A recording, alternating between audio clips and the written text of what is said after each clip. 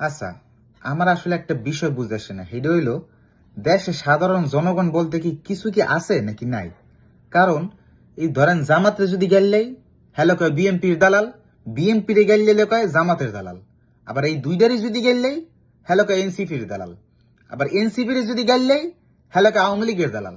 আবার ধরেন এই যে আমাকে ইউনুস কাকু, হ্যাঁ যদি একটু ভালো একটু প্রশংসা যদি কিছু করি না, হ্যাঁ আবার কিছু কিছু মানুষের চুলকানি উঠে কয় কি যে আমেরিকার দালালি করি। মোরা বাংলাদেশের সাধারণ জনগণ হয়ে পড়ছি ফ্যাসাদের মধ্যে। কারণ রইল কি, কোন দলেরই সমালোচনা করণ যায় না।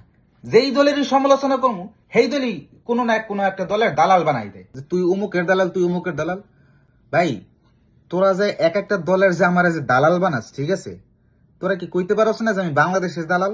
বাংলাদেশের দালালি করে মরতে পারলেও কবরে যে শান্তি আছে, যে দেশের লোকে দালালি করে মরছি। আমি বে তখন হই অন্য সব দেওয়ালের মতন ওই ভারত, লন্ডন, আমেরিকা, পাকিস্তানের দালালি করি না।